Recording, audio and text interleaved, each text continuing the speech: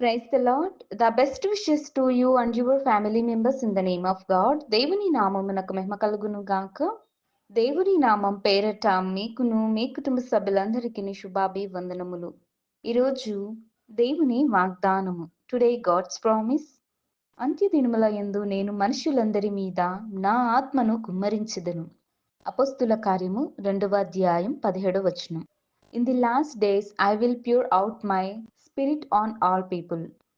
Acts chapter 2 verses 17. క్రీస్తునందున్న ప్రియమైన సహోదరి సహోదరులారా, అంత్యదినముల యందు నేను మనుషులందరి మీద నా ఆత్మను కుమ్మరించెదను అనే యోవేలు ప్రవక్త ద్వారా ప్రభువైన యేసుక్రీస్తు వారు తెలియచేసిన మాటలను అపోస్తుడైన పౌలు ఈ దినమున తెలియచేస్తున్నాడండి.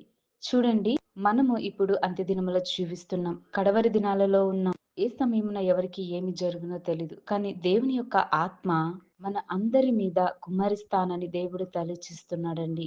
మరి అంత్యదినముల యందు మనుషులందరి మీద అనగా దేవుని బిడ్డలమైన మనమందరి మీద దేవుడు ఎంతో ప్రేమ కలిగి తన యొక్క ఆత్మను మన మీద కుమ్మరించి మనలను పరిశుద్ధులుగాను, దేవుని యొక్క సువార్త పరిచర్యలోను కుమారులేమి కుమార్తెలేమి కుటుంబం అంతయు కూడా దేవుని యొక్క సువార్తలోను ఆ యొక్క ప్రవచించే విషయంలో దేవుడు మంచి జ్ఞానమును దాచేస్తాడు. తన యొక్క ఆత్మతో మనలను నింపుతాడు.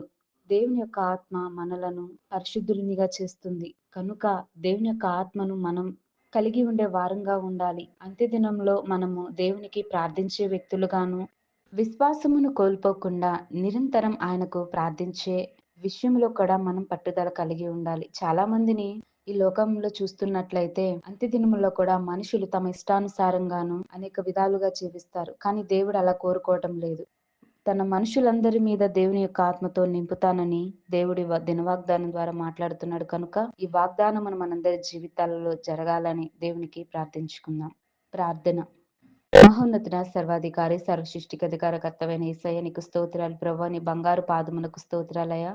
దేవా, అంత్యదినములలో మనుషుల యందు ప్రభువా నీవు ఆత్మను కుమ్మరిస్తానని దినవాగ్దానం ద్వారా తెలియచేసి అందును బట్టి స్తోత్రాలు ప్రభువా. మా మీద మీ యొక్క పరిశుద్ధాత్మతో నింపండి ప్రభువా. మమ్మల్ని మేము సర్చ్ చేసుకొని ప్రభువా, నీ ఎడల మా హృదయాంతరంగంలో ఎరిగి ఉన్నటువంటి ఆ యొక్క పరిస్థితులను నీవు చూస్తున్న దేవుడు ప్రభువా. మమ్మలను కడగని, మమ్మల్ని శుద్ధీకరించండి ప్రభా. నీ నామానికి మహిమార్థకరంగా మమ్మలను నిలబెట్టండి ప్రభా. నీ యొక్క సువార్త పరిచర్య విషయంలో మేము కూడా పాలు పొందులై నీకు ప్రార్థించుకొని ప్రార్థన యందు పట్టుదల కలిగే వ్యక్తిగా ఉండాలని కోరుకుంటూ సహాయము దయచేయమని యేసయ్య నామమున అడుగుతున్నాను తండ్రి. ఆమేన్.